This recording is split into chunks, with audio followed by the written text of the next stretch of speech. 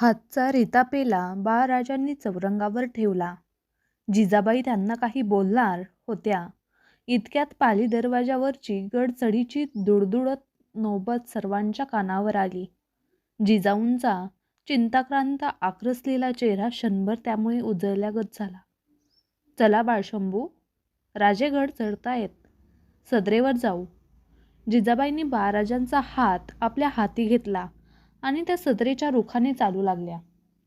तोरणा, प्रतापगड, चंदनवंदन, रोहिडा, पुरंदर अशा 12 मावळातील आपल्या साऱ्या किल्ल्यांची नाकेबंदी नजरेखाली घालून राजे राजगडाकडे परतत होते. पद्मावती माचीवर राजांची पालखी ठाण झाली. माची मागून निघणाऱ्या भुयार मार्गाने राजे बालेकिल्ला चढून वर आले. सदर प्रवेश करणाऱ्या राजांना जिजाबाई डोळे जोडून बघत होत्या. राजांचे कपाळ घामाने डबडबून गेले होते. धोंदळाचे शिवगंध त्यामुळे चोकाठाने ओघळले होते. ते बघताना जिजाबाईंच्या जीवाची नुसती काहिली होत होती. राजे राजगडावर आलेले 8 दिवस लोटले नसतील तोच दिल्लेर मिर्झाची प्रचंड शाही फौज मुळामुठीची पाणी घुसळून टाकीत पुण्यात घुसली. गौर, हंडा, बुंदेला, राठोड, कछवाह, चंद्रावत अशा राजबंद्या राजपुतांच्या केशरी डेऱ्या रावट्यांचे प्रतिबिंब मुळामुठीच्या पाण्यावर तरंगत हिंदोळू लागली. दिल्लेर खानाच्या दिमतीखाली सगळ्या जातींचा खान पुण्यात ठाण झाला. हत्ती, घोडे, उंट यांच्या कालव्याने प्रांत पुणे सुन्न झाला. अब्दुल खान, फतेह खान, महमद या अगडबंब तोफांची भांडी तोफखान्याचा प्रमुख मीर अतिश खान याने रांगेत आखून ठेवली. पाठीकडे झुलते झालेले किमोश डोक्यावर घेऊन चुनीदार विजारीची डगल जाम्यावर झमझमीत जाकीट चढवलेले दिल्लेरचे पठाणी आणि बहलीशा हशम घोडे फेकीत पुण्यात धुमाकूळ घालू लागले. डोक्यावर केशरी साफे बांधलेले हनुट्याजवळ धाड्या पिकलेले मिर्झा राजांचे कुंवर, सिंग आणि ठाकूर राजांच्या खबरा उचलण्यासाठी 12 मावळात घुमू लागले. आले दिल्ली दरबारचे सगळ्यात ताकदवार आक्रमण मराठे दौलतीवर चालून आले.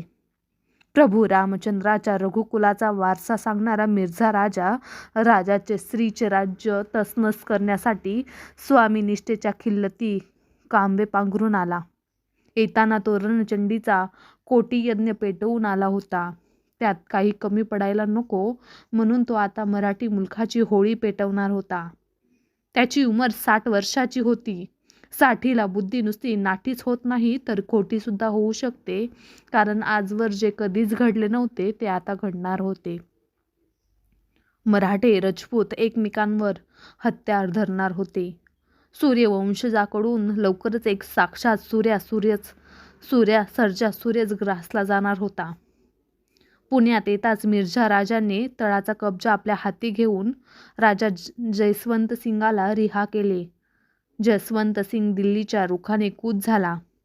आपल्या डेऱ्यात बसून हुक्काच्या नळीतून धुराचे फवारे फेकीत दिल्लेर खान शिवाजीच्या कुठल्या किल्ल्यावर आग हुकावी या खयालात डुबून गेला होता.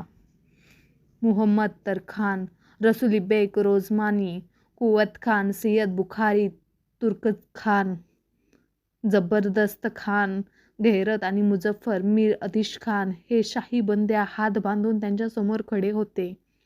आपल्या आलिशान शामियान्यात खुशबुदार सरबताचे घोट घशाखाली सोडीत मिर्झा राजा शिवाजीवर किती ढंगाच्या चाली रचाव्यात याचा विचार करीत होता. उन्हाच्या तलखणीने त्यांचे पातळ होठ पुन्हा पुन्हा सुकले जात होते. सरबत कामी येत नव्हते.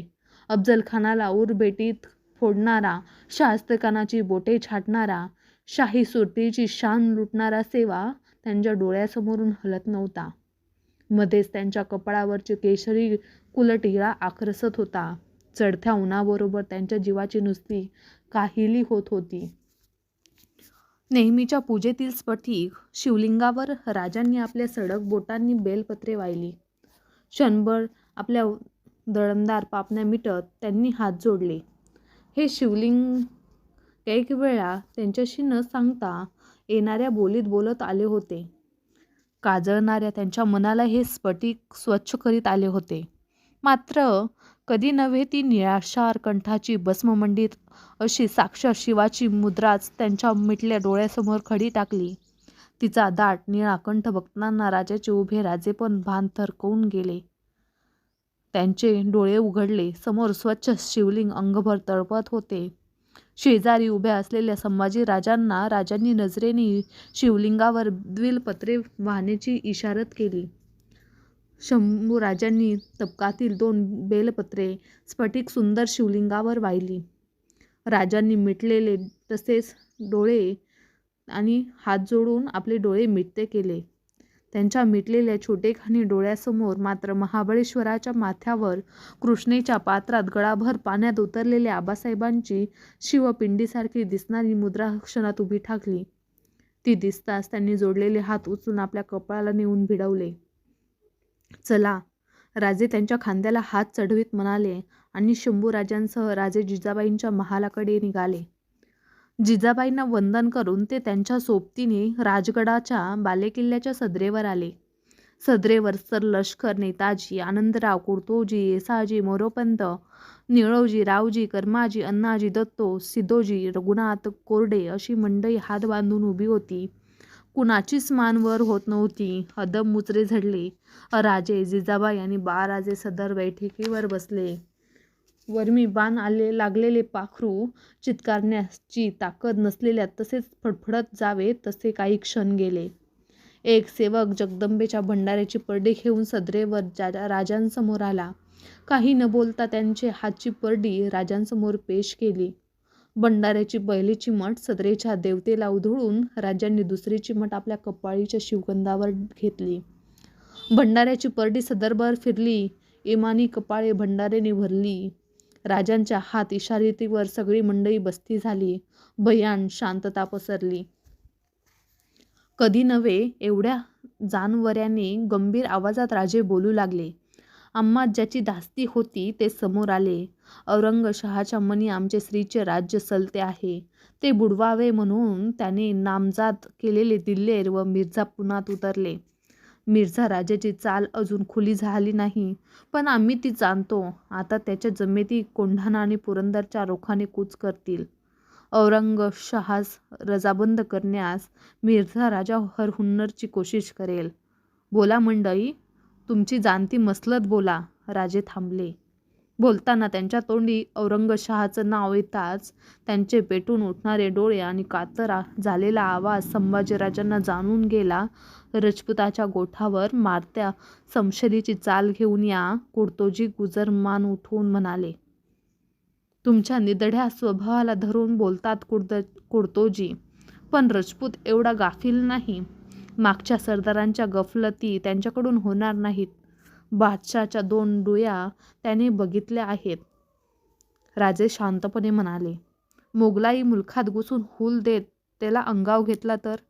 नेताजींनी आपली थोराड पकडी डोलावीत मसलत पेश केली. मंच बोललात नेताजी. आम्ही तीच कामगिरी तुम्हा जोडून देणार आहोत.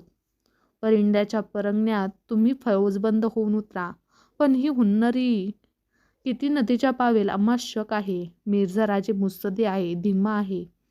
सगळे सदरकरी खामोश झाले. कुणालाच काही सुचत नव्हते. बराच वेळ राजे बोलत होते. मिर्झा राजाचा पठाण दिल्लेरचा हुबेहूब परिचय करून देत होते. औरंगाबादेच्या चालबाज धूर्त राजकारणी डावाची उकल करून सांगत होते. शेवटी ते म्हणाले, आम्हास औरंगजेबाच्या कडव्या चालीची खंत वाटत नाही. कीव वाटते ती मिर्झा राजाची. दिल्लीपती होण्याची त्याची योग्यता.